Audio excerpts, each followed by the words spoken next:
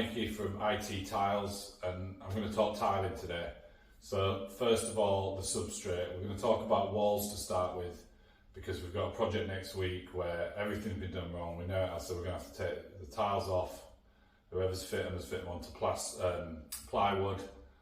We can see the plywood through the grout joints when we took some grout out, so we know it's dabbed onto plywood. So we're going to show you what not to do and what your builders should not be doing.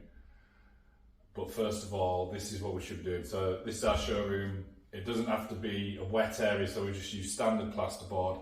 It's got a great load strength of 35 kilos per square metre, so we can put nice porcelain tiles on this.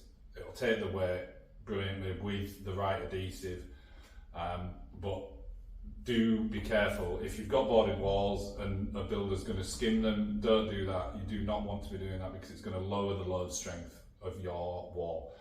Plaster can only take 20 kilos per square metre, so it's quite a significant difference. And a 10mm porcelain tile, 9mm borderline, 10mm porcelain tile is going to be too heavy generally to go onto the plaster with that weight per square metre. So this is just normal plasterboard. You want to see cement board or weddy board, whether you're fitting tiles like this or like this. But we want to see perfectly flat walls, and what we need, we're going to see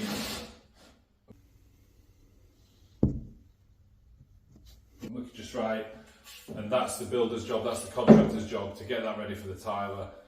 If it's obviously a bathroom fitter doing a whole package, but if you're a DIYer, if it's something you're having to do yourself, get the walls as flat as possible, and then that way it makes your life so much easier when tiling. Also priming, you don't have to prime. Generally speaking, plaster boards and weddy boards and things are ready to go, whereas onto plaster you need to prime it, you need to use the right primer. Do not use PVA, do not let your builder use PVA, don't go near PVA and tiles and tile adhesive because it's not going to work. And so making sure this bit is correct is the key to a really good project. Using the right adhesives, using good quality adhesives, tanking where appropriate, when that's a wet area, a wet room. So yeah, we always want to see a really good, really level, flat, boarded substrate as much as possible.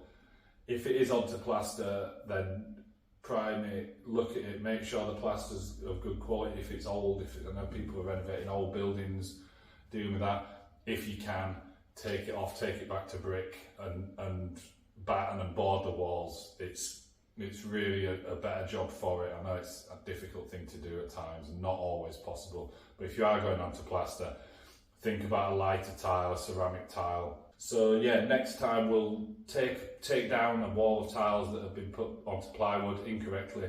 We'll show you what not to do, and then we'll show you what should be done and what we'd want to see from a tiling project that we were looking at. So yeah, thanks for your time. Hopefully you'll be interested in our next demonstration of tiling.